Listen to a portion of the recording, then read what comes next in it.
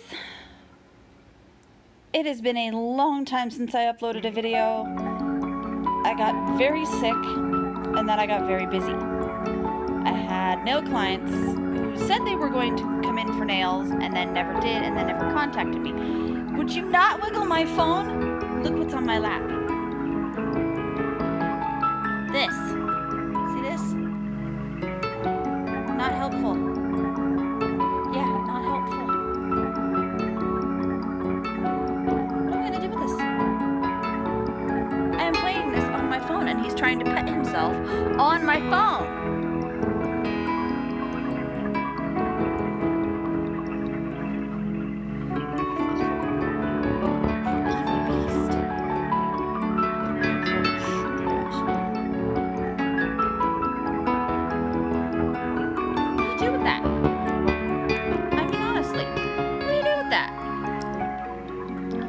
So, this is the Arcana. It's gotten a couple of updates. I've been grinding to get a bunch of coins and a bunch of keys so I can make a longer video. And they brought in tarot cards. So you check in every 7 days, you get a free tarot reading, and you get 5 coins per day. So we get a free reading today from Julian. Kitty. Sit down, I'll buy you a drink. So we get a happiness reading. Happiness, huh? Well, if you insist. Just swipe if you, need me, kitty. Do you need me? Yes, Julian, yes. I do need you. You're cute. Tap the cards to cut the deck.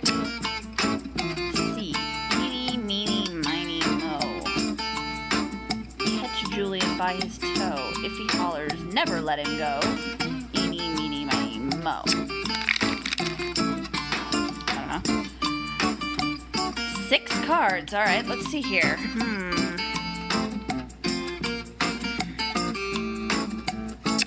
I like these middle 3.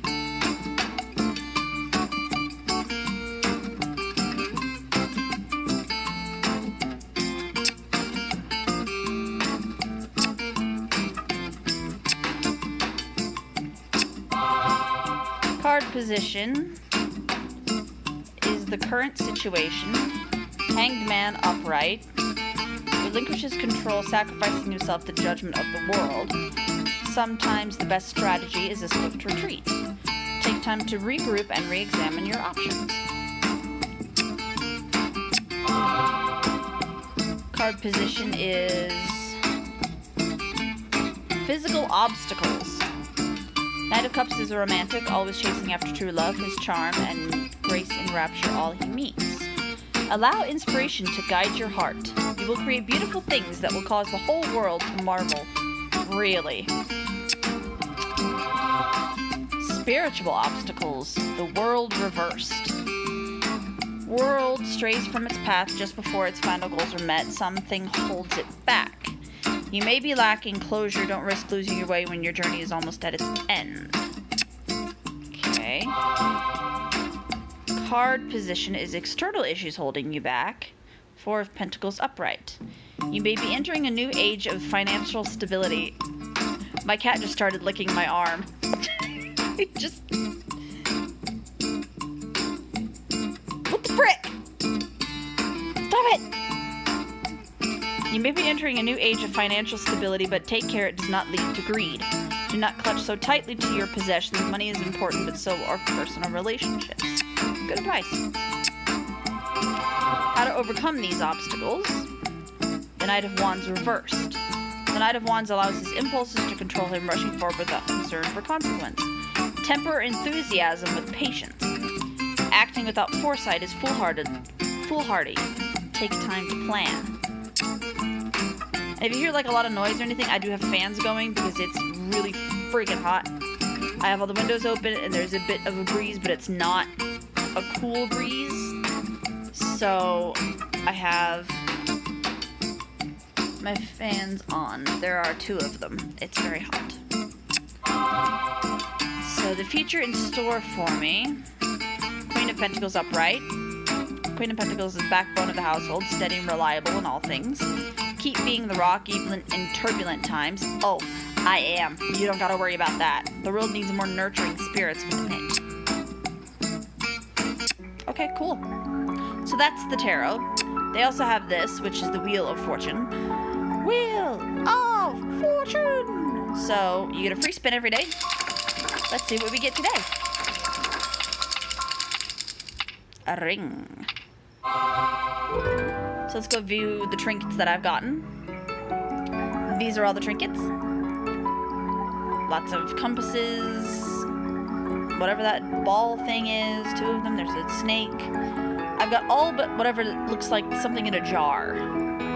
So I've got a bunch of all of those, but I haven't spent any money on them because I'm holding off on the money for the special scenes that you can get within the stories. They also have this, called Heart Hunter. So you pursue Azra, Nadia, and Julian through the streets, through Vestuvia, and try to capture their hearts. So let's show you guys what that looks like. And we're just gonna keep my face over Azra's. So you tap to spin. It'll give you a number. So I get to move 3 spots. The little kitty in the center is me. So basically I can go almost anywhere. So let's go for Julian. You know, if we stick around long enough, Pasha might invite us for dinner. For those who do not know, Pasha is Julian's sister. We learned that in the last episode. Julian gave Kitty 1 heart at Portia's cottage. Places to go, people to see. And we get to give a voice to Faust! Smash! Do you want to go swimming, Faust? I love Faust, and I love that I can have. I've already had a voice for her in my head for a very long time. She has this kind of whisper hiss to her voice, and I loved that. I didn't even come up with it. It's just like, I bet she sounds like that. So I can move 3 spaces, and the little hearts symbols at the bottom represent different things. So the green one means you can move an extra space. The 2 means you can move an extra 2 spaces, and the gold heart inside of the red heart means you can bring 1 character of your choosing to you, if you have that. I don't have one of those, and I'm not going to use any of those right now. Let's see what Nadia's up to. Did you come to visit me, Kitty? I am always delighted by your company. Nadia gave Kitty 1 heart at the palace. And then they're going to travel to their respective places, and then you can go again. You may get a heart, and you may not. I move 1 space. Let's go for Nadia again. There you are, Kitty. I was just looking for you. I just ran into you. How could you be looking for me? Nadia gave Kitty 1 heart at the shop. So now that's 2 hearts for Nadia, 1 for Julie. Faust can sometimes give you hearts if you can get her on a good day. And Mr. Goatboy doesn't step in to screw with you. Julian! I heard they got a pretty good ballroom in here. What do you say we break in and tango? Ooh, Julian. I'm gonna take it a risk, because you can take risks at night and go for double or nothing. If you don't get anything, you don't lose anything, but if you get it, you get double the hearts. Give me a heart, give me a heart, give me a heart, give me a heart, give me a heart, damn it. The purples are bad. No hearts this time. Man. Alright. Adieu. Alright, let's see if Nadia's gonna like us more. This place's beauty is twice as brilliant with you by my side, dear Kitty. Let's ask Nadia to dance! And we win! Excellent form, Kitty. Have you taken lessons? Nadia gave Kitty 2 hearts at the forest. Now, we go on all 4 hearts with Nadia, and we get to spin for a postcard. If you get all the postcards, you get money. This is how I've been grinding for the cash. To be able to get the special scenes and things. Kitty won Nadia's heart at the palace. Nadia has left a message on the back of this postcard. So, review prize. The palace. There is always a place for you here at the palace, Kitty. It's so cute. So, let me show you the ones that I have. I'm not going to read all of them because that would take forever. The bread you showed me was truly life. Is the baker for hire. At least we got to spend some time together. I've never seen Nadia laugh like that. Shall we make it a date? Julian in that wig.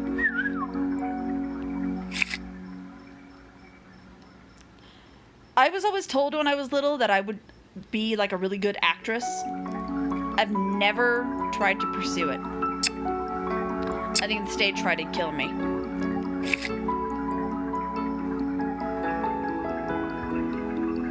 I am just gonna leave that card right where it is.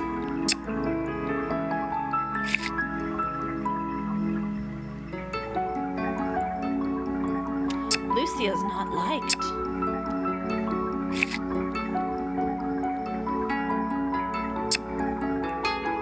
And then I have a night out with Nadia.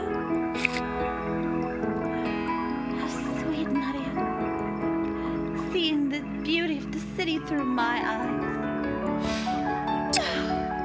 So pretty.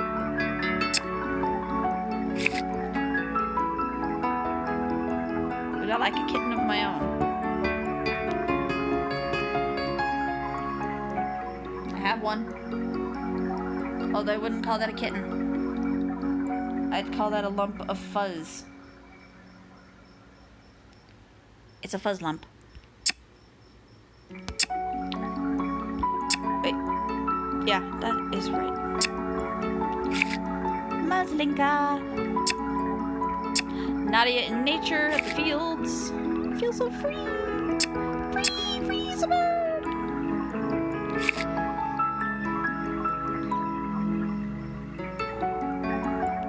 Cave, just dropping by. This is at Muriel's hut.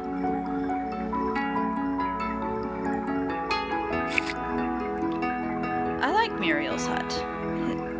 It's cool looking. Town square. Some things are just meant to be.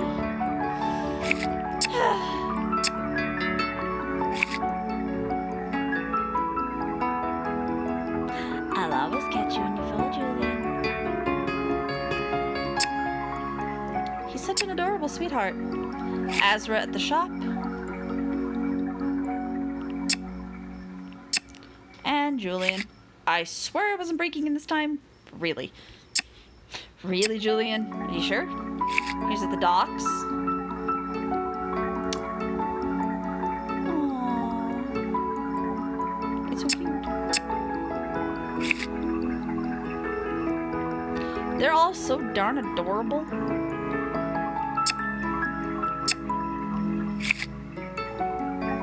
I love Nadia's handwriting, though. It's really pretty looking.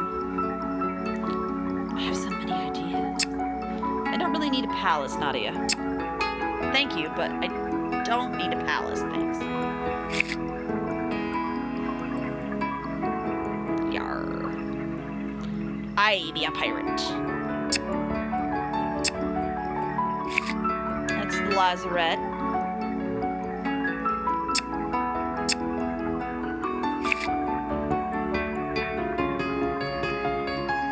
Azra's sanctuary. The forest. Wasn't worried for a second. Sure you weren't worried. The fields.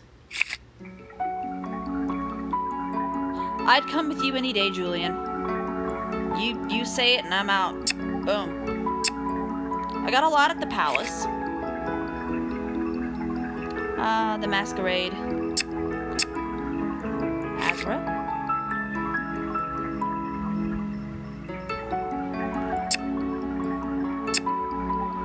And a train.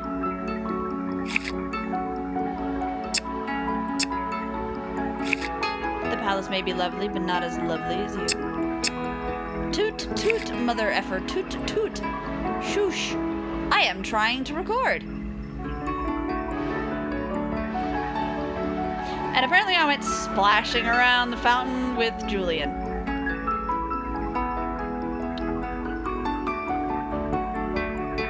Were we good or were we not so good?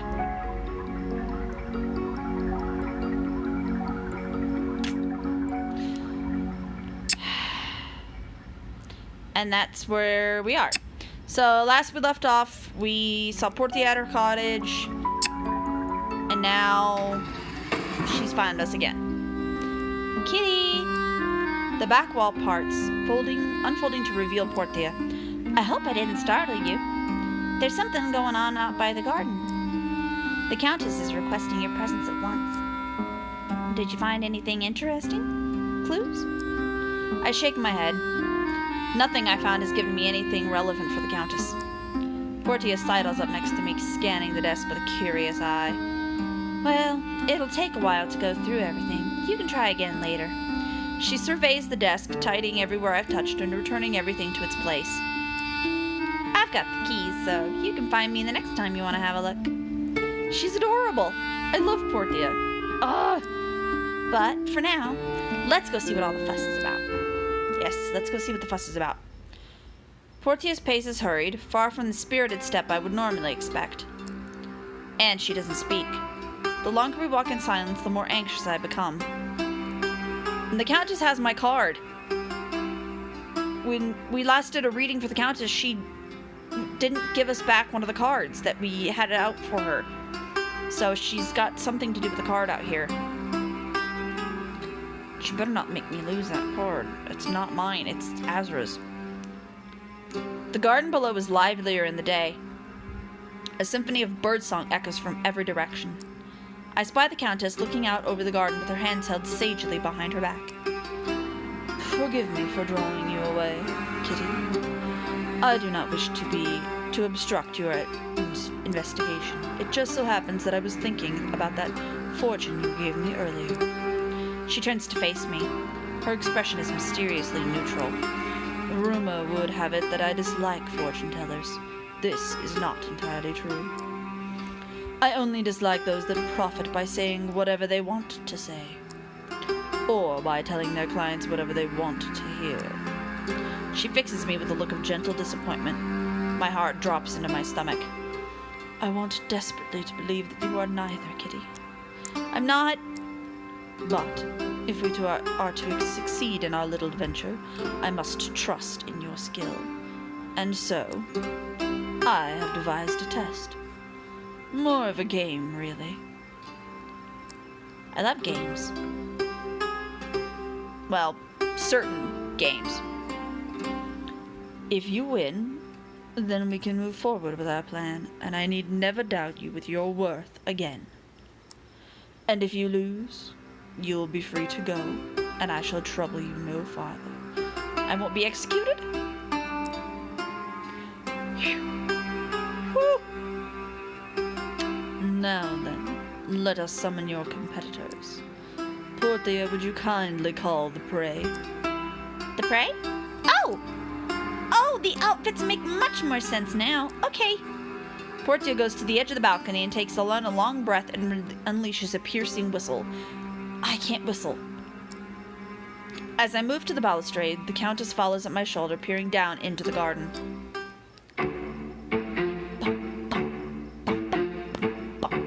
I love the music of this game. Gradually, two figures emerge from the shrubbery, shoveling with obvious reluctance. They are dressed head to toe in fanciful costume. One is a rabbit, the other a deer. The game is to hide and hunt, Kitty. You will be the hunter. These two will be your prey. You need not hesitate on their behalf. They have earned their place. You down there. The costumed figures jerk to attention. You may remove your masks for the moment. With cautious, awkward movements, the rabbit and undeer unfasten the masks from their faces. I recognize them at once, the guards from the bridge. So, this is their punishment. Milady, this is embarrassing. You are embarrassing. Have you already forgotten how beastly you were to our guest? Oh, that explains. Yeah, they were rather rude to us, trying to say that we weren't welcomed at the palace when we'd already been asked to be there, and trying to make us know the code and stuff. So they were rather rude, and since they were beastly to me, she's portraying them as beasts. It is only fitting you should be dressed as such. The guards drop to a humble kneel, cautious of their costumes. Yes, milady. Content, the Countess turns to me, a sympathetic crease on her brow. I do hope it does not trouble you to chase them. They were most unfriendly to you, were they not? Oh, they were unfriendly, all right. But they were only trying to protect you, so... Below, the guards lower their gaze. One is quite red in the face. Good. Be embarrassed, you little shit. A flash of anger ignites in the Countess's luminous eyes. No. They were only satisfying their own rampant paranoia, not mine. Their lust for violence and intimidation is mortifying. I shall not excuse it. If possible, the guards shrink even farther. I can't help but to pity them. They were worried about you. If they were, they might have consulted with me. Instead, they continue to act as they please. However, if it is so distasteful to you, I suppose I can devise another punishment. No, milady. No need for that. We're honored to do this. The costumes are very well crafted. Indeed. Fortunate that my husband had such an enthusiasm for the arts. Mask yourselves, then. We shall continue as planned. If there are no farther objections. Nope. Not gonna say shh. Not gonna say shiz. Not gonna do it. I shall explain the purposes of our game. This morning at breakfast, I found myself considering the task before us. We seek to find one man in a city of thousands, a city where gossip moves more swiftly than we possibly could. Daunting but not impossible, fate has already drawn him back to town for us. But for what purpose? And for how long? Our window of opportunity may be quite slim. I came to the conclusion that we must not pursue him without knowing exactly where to look. Easier said than done, of course. The doctor's desk may very well hold the key, but how long before we find it? And then I thought, perhaps we might use what we have in another way. Perhaps we might use magic. Her gaze rests upon me, gauging my reaction.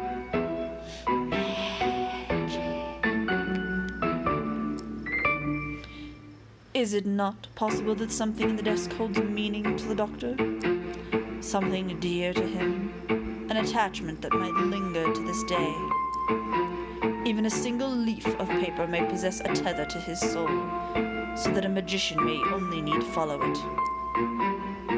And if that is indeed possible, is your magic refined enough to do it? I bite my lip. Given what I found in the desk so far, it is very possible. But my magic has never been used for anything like that. I'd be flying blind. If you've never done such a thing before, worry not. You're about to do just that. Each of your prey will be trying to evade you, moving targets as the doctor will be. They will hide wherever they so please. Your goal is to hunt one of them down. One of them to whom I have given a single leaf of paper. Your Emperor card. I knew she took that for something. My heart stutters and my eyes go wide. The Countess returns my incredulous stare with a patient's shameless smile. She couldn't have. When did she...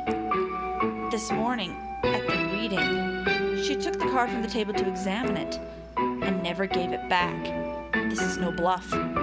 She's really given one of them my Emperor card. Not mine, but Azra's. I feel a hot flush of panic course through my veins. I may not yet understand it, but his deck is uncommonly powerful. To lose one of the so-called major arcana. Ugh, I was careless. In the Countess's presence, I shouldn't make that mistake again. Well then, do you understand the instructions? I run after them, they run away from me. If I find the right one, I get the card back, and you can trust me. Got it, I understand. It's quite simple. Find the guard carrying your Emperor before the day is out. So long as you can do this, I am confident you will be able to lead me to the doctor's door. She lays a hand on my trembling shoulder and leans in to speak softly. Trust your intuition, Kitty. I have trusted mine, and it led me to you. The Countess glides to the balustrade, folding her arms over her chest. You, down there! Yes, m'lady! What would you have us do? Run. Run as if capture meant your swift and certain death. The guards scramble to their feet. In a flash, they have bolted in opposite directions. Oh my, I do hope they know I'm not serious about that.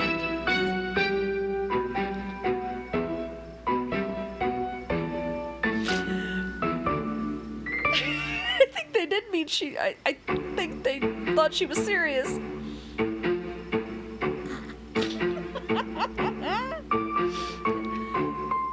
I'm loving Nadia for this, because wow.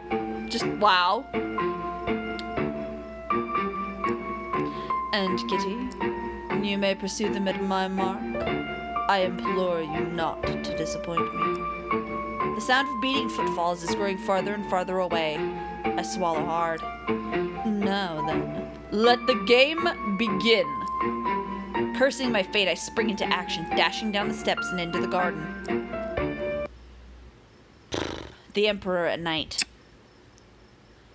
I dash down the stairs into the garden. On the veranda above, the Countess is calling sweetly at my heels. You have until dawn. Do take care in the night, Kitty. Good luck, Kitty! Skidding on the gravel, I whip my head left and right. To the right, snapping branches and the more cumbersome rabbit guard. To the left, muffled footfalls beating at the earth at a furious pace. The deer guard, who looks particularly nervous. Well, that one's being more cautious, and the other one is just being careless.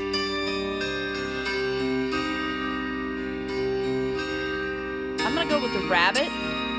It's something saying he'd want to get away from me as fast as possible without being careful.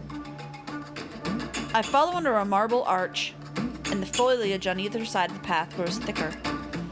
It looks as though the rabbit guard barreled straight into the bushes. Impressive. Feeling overdressed, I duck into the rabbit hole, leaves tickling at my arms and face. Alice in Wonderland down the rabbit hole. I'm getting that card back. And when I get it back, I might just give the Countess a piece of my mind. Maybe. I've only been a single day at the palace, but I can admit she's kept me one step behind.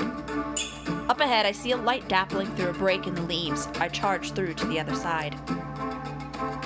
Only to find myself in the maze. The one I'd wandered through last night. I swipe at my beating brow. They're not gonna make this easy for me. Strangely, I feel invigorated. Cool air sweeps past my ankles, guiding me into the shadowy maze. The sun is high overhead, waning toward the horizon when I reach the fountain. After hunting the rabbit guard for hours, my heart thrills when I finally spot them. But they're not alone. At the other edge of the perimeter from where I stand, the rabbit is backed against a pale tree. Creeping towards them with a rattling growl are the dogs, Mercedes and Melkor. After my dramatic entrance, I've got the full attention of all three. Anyone note that the dog in the back has dual-colored eyes? One is kind of a brown, and the other is bright red. The guard's eyes go wide, but they dare not move. The hounds go rigid. Mercedes starts bounding towards me with Melkor close behind. Stay still! I stagger back, but they're already upon me. To my shock, they start sniffing me all over. Short puffs from their noble snouts tickling my skin. Whatever they smell must be pleasing to them. Before I know it, they are nuzzling against me, tails swinging in earnest. I look up at the guard and we exchange a look of profound confusion before I feel a tug on my hip. While Melikor laps at my palm, Mercedes is looking at me expectantly. With a huff, she tugs at my bag a second time. Melikor sits back, panting with a wide grin. What could they possibly want? I let my bag slide from my shoulder and the dogs start to whine. I love this. I rifle through my possessions, the stolen document from the library and my magical necessities. Surely it isn't those. Impatient, Melikor bumps the bottom of my bag with his sharp skull. Into my hand rolls my gift from Portia, the pomegranate. As soon as it emerges from the bag, both sets of glistening jaws drop open, tongues lolling on either side. Their tails whip the air with excitement, eyes frenzied with joy. Is this what you're after? Slowly, cautious of their dripping mouths, I crouch down and let the pomegranate roll from my palm. The dogs dive for it at once, wet shredding sounds and vicious bickering. This is my chance. I leap to my feet, ready to charge after the rabbit guard, who's already gone. A gurgle of writhing frustration makes its way up my throat. I'm considering my next move when the hounds sidle up to me, narrow-mouthed, stained a gruesome red. Both nudge my flanks as they pass, trotting just ahead of me, turning to me curiously, licking their gory chops. Are they asking me to follow? It is a hunt, after all. Maybe they're interested in joining. I could certainly use their help.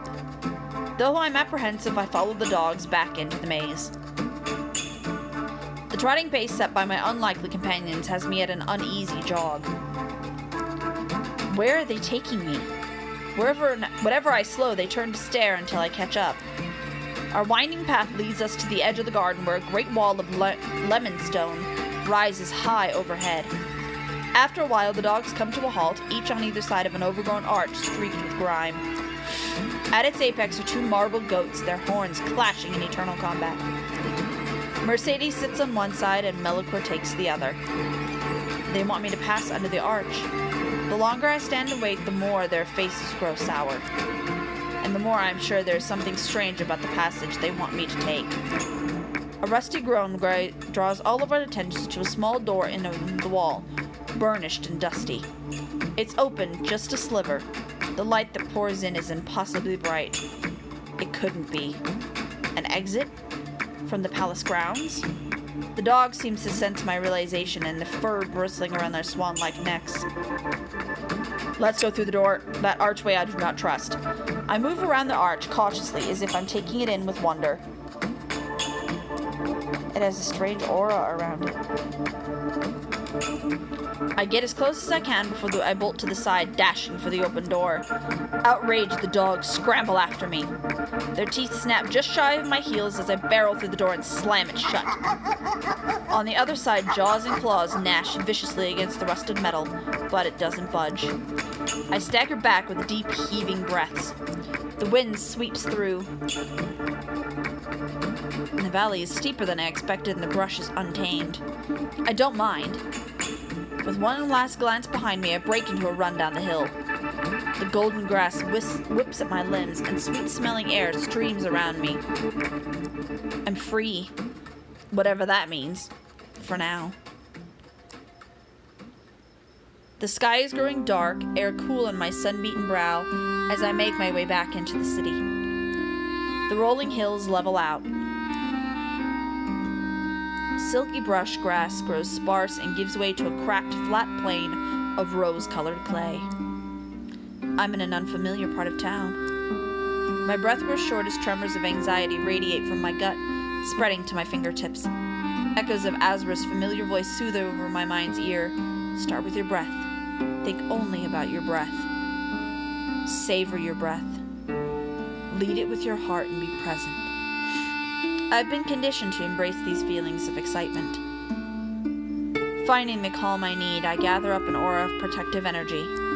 It won't hide me, but it will allow me to travel unbothered. There is a group of spindly cats picking over piles of charred, oily fish bones. They pay me no mind as I walk between them. Their inky forms slide about my feet, close to my ankles when we pass each other. I follow the sound of rushing water as a profound thirst clings to the back of my throat. The dull roar leads me to a narrow, slippery street. Its shabby stones are layered like scales. Clustered apartments line the passage, their shutters thrown wide. Conversation and squabbling spilling out into the thick night air. Suddenly, a door in front of me swings open, casting warm light down 3 jagged stone steps. Raucous laughter and music spill out of the doorway while boots clip jauntily down the stairs. Oh, I'll be back, just stepping out for some air. The door swings shut and I stumble back as if muscles of my legs have liquefied. The murderous Dr. Deverak. His back is turned to me and he sweeps long fingers through his hair. I try to back away, but something strikes the back of my knees, toppling me noisily into an empty barrel. Next thing I know, I'm staring at the stars, limbs flailing uselessly as quick footsteps approach. And right now, I'm getting a Mean Girls moment when Katie drops headfirst into the trash can.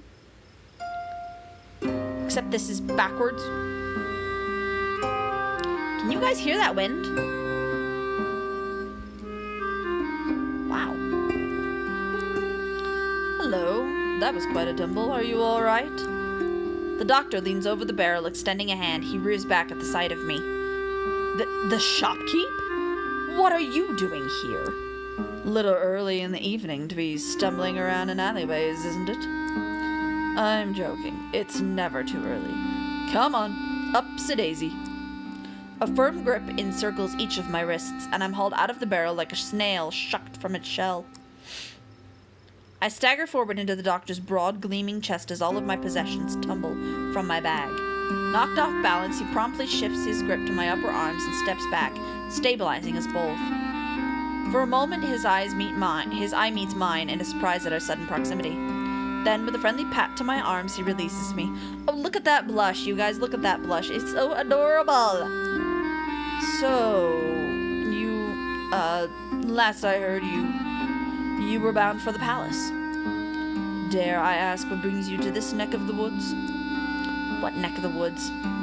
Finally, recovering my wits, I take a quick survey of my surroundings. Judging by the barrels and the noise, we're behind a tavern. A hole in the wall, hidden from the street. Painted on the door is a cackling blackbird, lying back on a crescent moon. The Rowdy Raven, it reads. I've never heard of the place. Oh, what's this?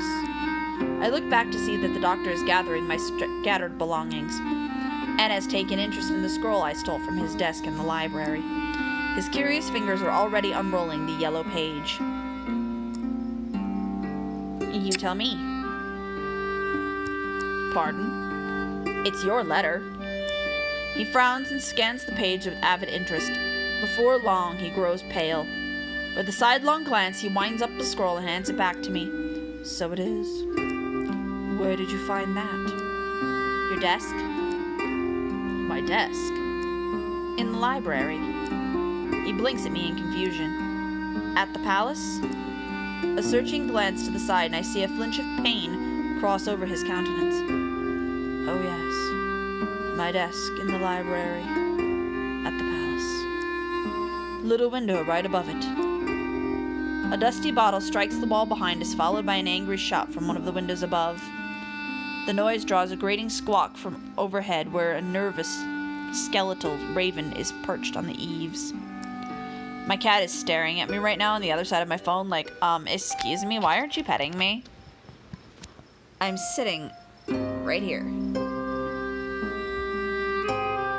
Kitty pet intermission. Kitty pet intermission. Gotta love the kitty.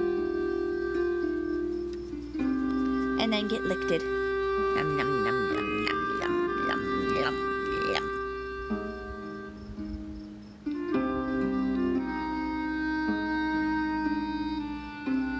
Little baby.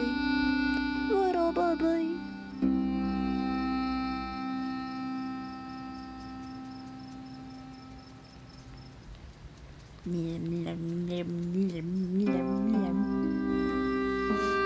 He's an aggressive licker when being petted. And even when he's not. It's how he gets. wants comfort. Alright, I need to move my legs, please. Get down. Feeling in my legs. It exists. Okay. The doctor wipes a hand over his face, places it on his hip, and casts a glance to the open door. Its warm light glows between us. He turns to me with a dynamic expression. Well, I'm parched. I think I'll head back in. Are you thirsty? You're welcome to join me, if you'd like. Oh, really? You know, I do still owe you for the reading. My treat? I am thirsty. Warily, I step into the shadow of the doctor's looming figure. His face splits into a brilliant grin. Oh, fantastic. Please, allow me. He beckons me up the steps to the door, easing it open and leading me through to the warmth inside. It's only past sundown, but the tavern is in full swing. The noise... I don't know the word. The barkeep, wide, scar-faced, and barrel-armed, gives the doctor a cheeky salute when we pass by. A cackling drunkard swings out a wooden leg, which Dr. Deverac politely pushes aside. He ushers me through the tumult with a practiced ease.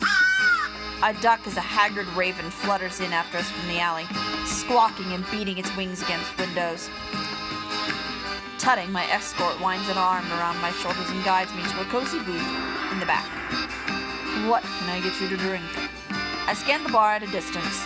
Colorful bottles line the walls, some flavored with roots and herbs, others with coins, rocks, and beetles. Ugh. The doctor must notice my apprehension. You know, how about I take care of it and you make yourself comfortable? I'll be right back. He breezes past me towards the bar. I settle into my seat, fidgeting with the scroll in my lap as my eye starts to wander. Nearby, a pair of old crones are hunched over a card game, attended by an energetic, squabbling crowd. The sight reminds me of Azur's deck as well as the other contents of my bag. Stomach dropping, I dive to check for it. Miraculously, the deck is safe and sound at the bottom, though its energy is abnormal. Of course, with the Emperor missing. Still, I relax, even more so when I find my missing possessions stacked on the bench beside the doctor's seat. Smiling faintly, I find myself seeking him out at the bar where he's chatting with the barkeep. Laughter erupts between them, audible from my spot in the corner. He looks perfectly at ease. His aura is so different from when I met him at the shop. I shift my gaze to the tabletop as he turns to makes his way back towards us with drinks and sets mine before me. There you are. He slides into the booth across from me, gulping down his drink with gusto. Wary, I peer into the golden liquid in my cup. No beetles. Smells faintly like fruit. I take a sip. It's refreshing, barely sweet, and fizzes on the way down. As soon as it washes down my throat, I need more. All day I've been running in the sun, and it hits me powerfully. The doctor slowly lowers his stein to watch me drain my cup, eye gleaming brightly in the warm light. Look at you. You're dry as a bone. Drink! Drink! A few more desperate gulps and it's gone. While I lick the seam of my lips, the doctor slides his stein to the side and leans in. You know, I never did get your name. Fingers interlocking on the table between us, he gives me a look of encouragement. Kitty. Ah, Kitty. What a lovely name. A musical name. Kitty. You can call me Julie, Kitty. He offers me his hand, and though I hesitate to place mine in his leathery grip, I manage. His smile broadens to a toothy grin. So, Kitty, I have to ask, how did you end up in that alley? You know, at first I thought you might have come from me, on behalf of the palace, of course. But I'm not wearing any chains yet, and you're not covered in burrs.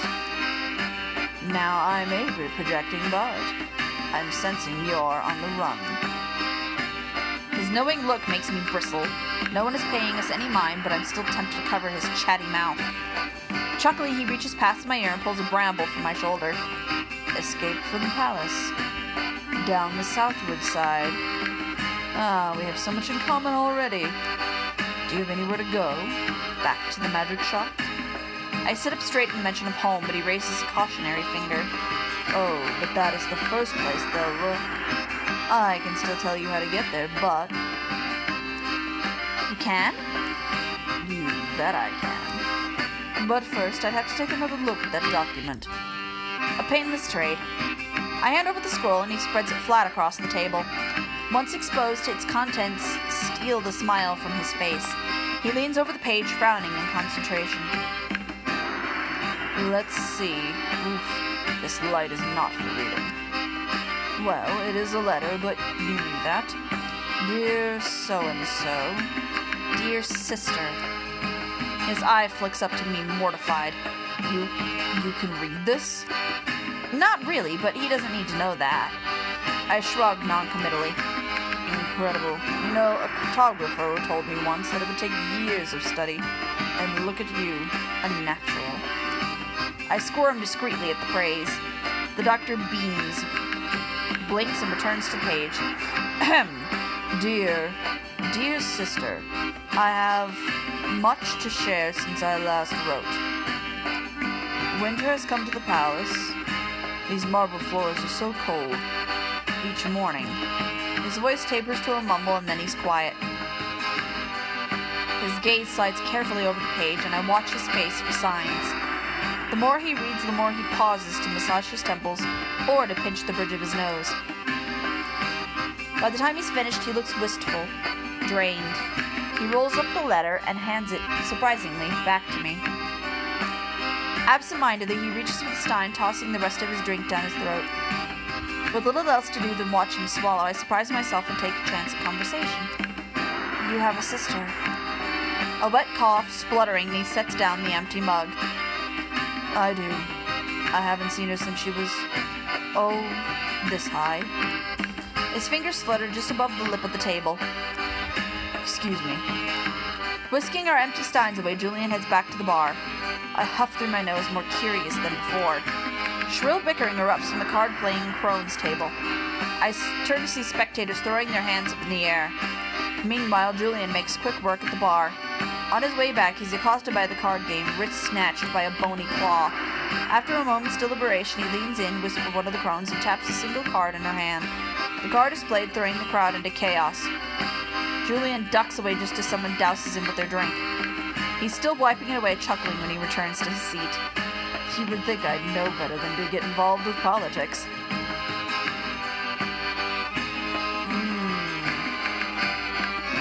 I'm gonna go with the sounds like a more flirty option, but it looks like you know all the right moves. He cocks an eyebrow, setting down our drinks, leaning one arm on the table in a debonair pose. Well, once you've made all the wrong ones, what can I say? Some call me clever, but I'm just practiced in weighing the weighing of options. Options like bad and worse. That's life for you. He rubs the back of his neck, glancing sidelong at the door. Or maybe I'm just paranoid. The barkeep says I've got more in common with the raven than anyone else. Raven? I recall the skeletal bird that followed us in from the alley. The rowdy one. He spends his time scouting for guards, obsessively even. He raises hell whenever they come by. Even the sight of the Count's crest drives him wild. Oddly enough, I don't think anyone really trained him to be that way. Julian laughs softly and his gaze falls back to me. Though I suppose we're all trained to be that way. The words have mysterious gravity. I feel as though he's trying to tell me something more. Suddenly, the raven bursts in through a dusty window overhead, flying in loops with a guttural shriek. Oh, for crying out. The bird beats itself against a string of bells and the tavern erupts into chaos. Gods! Palace gods! Patrons claw their way out of every door and window, playing cards tossed and fluttering in the air. Julian scoops me bodily from my seat and rushes me out the back door back into the alley. The night is cold now. The doctor casts a frantic glance up and down the alley before crowding me into the shadows. Go back up that road, take a left, a right, and a sharp right, and you'll reach a round street. It's long, but it's a straight shot, and it'll take you as far as the marketplace. From there, you'll be able to find your way, yes? Jittering, I nod. He clasps my upper arms and leads me into the mouth of the alley. Up the road, left, right, sharp right, round street. Good luck, kitty. I'm released and I stumble into the road. Oil slick rats disappear in the gutters and the apartments have their shutters locked. I cast one last glance to the alley, but the doctor is already gone. Typical. In the blink of an eye, the street has fallen silent as the grave, and I am the only living thing left in sight. Head spinning, I dash up the road from whence I came. Left, then right. Spectral alley cats scatter to the shadows as I whip past. The stone path is broken and winding narrower and narrower until I reach a very sharp right. A round, open street. This must be the one. I heave with exhaustion and slow my pace to a jog. Still, my mind races. I've never been wary of the palace guards, but I've never feared them like this. Even if this road takes me to the shop, even if I'm not spotted along the way, there's a good chance I'll find them there waiting for me. I'm not watching my footing and I trip over a vagrant's knees. Helpless to stop myself, I collapse with them in an ungainly pile. By some miracle, the vagrant below me is of sturdy build. They also sport a spotless white costume. A rabbit? I don't believe it. By the look they give me, caged under my lesser weight, they don't believe it either. Why? No. How did they find me? Or was it I who found them? The gaping guard below me doesn't seem to know either. Across the street, the door of a stationary carriage swings open, and Portia emerges from within. She jolts at the sight of me. Oh my god. What was that sound? The Countess peeks out of the carriage, and her lovely red stare falls upon me. She blinks at a hummingbird's speed. Kitty, where on earth did you come from? That way. Portia gestures to where I came, while the guard manages to disentangle our limbs quickly and effectively. Uncanny. Why, we only just arrived. I agonized over choosing the right spot to hide, and we'd finally settled on this one. Ludo, take the reins. We'll be returning early. Ludo? If anybody that watches me is a Labyrinth fan, you'll get that name. If not, go look up the movie Labyrinth. It's an 80s cult classic. Ludo! The guard shuffles to the front of the carriage, eyeing me in wonder. Meanwhile, Portia hustles me inside. Dazed, I settle tentatively into the plush interior. The Countess observes me with obvious delight. I might have to cut this a little short. There is a storm rolling in, and I have to check the windows of the house. If I get another big flash of lightning, I'm gonna have to close out this video. Did you hear that? Thunder. Love it. It's beautiful. It's extraordinarily rare that anyone should exceed my expectations, Kitty. I apologize for what must have been a most tedious trial to a magician of your prowess. The Countess pulls from a silken pouch from her waist and passes it to me graciously. My heartbeat hastens as I pull the drawstring. The silk falls away to reveal the Emperor card. I can almost feel the deck in my bag react to its presence. I can only wonder, if you are the apprentice, how proud the master must be. Though I've won our game, it seems like she's the one who's eyeing me like a prize. I swallow, throat dry. Staring down at the Emperor, I can't help but feel as if he and the other Arcana are making sport of me. Do take this time to rest. It will be a while yet before we arrive. A feast awaits you. And a bath, if you will agree to it. Absently, I nod. Thoughts of leaving seem foolish now. Fate has decided for me. This business with the Countess. We were fated to meet and fated to see this through. The carriage lurches to action, and with a sharp echoing hoofbeats, we depart from the gloomy street. And this is where I'm going to leave it, guys. I have stuff to check. I have to go close windows. A storm is rolling in, and I really do not want to be on anything if the power should cut out. Because y'all don't need to hear me scream like a little girl. Although if you guys want to hear me scream like a little girl, come visit Twitch on Saturdays. I am streaming on Saturdays with the letter, having creepy ghost scares every Saturday.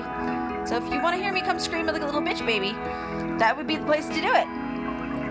So if you guys enjoyed, you want to see more, give this a like, a favorite, subscribe. Let me know how I'm doing in the comments. Go visit my Twitch channel, and we'll see you next time. Bye!